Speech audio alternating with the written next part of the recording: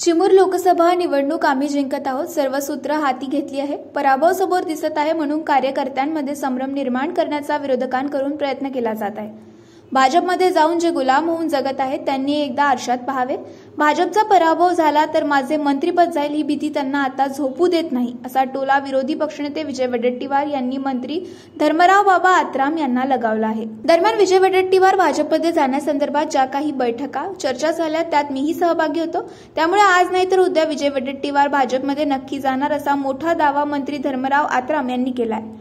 त्यामुळे राज्यातील आणखीन एक विरोधी पक्षनेता सत्तेत सामील होणार का अशी चर्चा सुरू झाली आहे।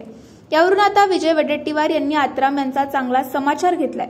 विजय वडेट्टीवार पुढे म्हणाले की धर्मराव बाबा आत्राम हे फक्त नावाला राजे आहेत, बाकी भाजप समोर झुकलेले ते एक गुलाम आहे। स्वतःचा स्वाभिमान विकून ते भाजप समोर झुकले, त्यामुळे इतरांनीही झुकावे ही त्यांची इच्छा आहे।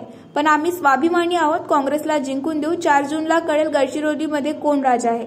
धर्मराव आत्राम यांना माझे आव्हान आहे, त्यांनी त्यांच्या मतदारसंघात भाजपला लीड म्हणून द्यावे असेही ते म्हणाले।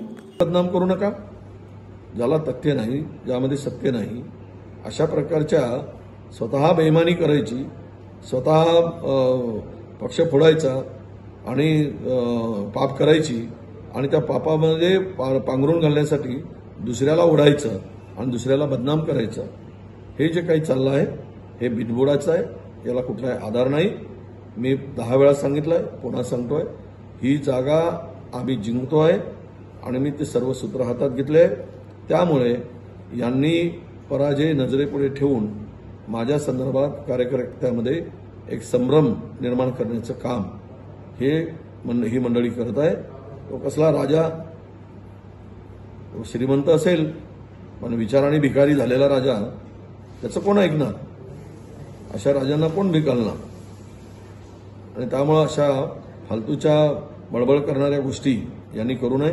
तुम्हाला कुठे जायचंय तुम्ही जा, दुसऱ्याला मात्र त्यामध्ये ओढू नका, असे त्यांना माझं आव्हान आहे। हे नावाला राजे आहे, त्यामुळं स्वतः झुकले आणि इतरांनी झुकावं अशी यांची इच्छा असेल। आम्ही स्वाभिमानी आहोत, जिथे आहोत तिथे काँग्रेसला आम्ही जिंकून देऊ। येत्या 4 तारखेला कळेल गडचिरोली जिल्ह्यात की गडचिरोली लोकसभा क्षेत्र, चिमूर लोकसभा क्षेत्र हा काँग्रेसचाच मतदार राजा आहे आणि काँग्रेसच राजा आहे हे दिसेल आणि यांची जागा सुद्धा यांना दिसेल। हे काय फार दिवस आता वाट बघायची गरज नाही।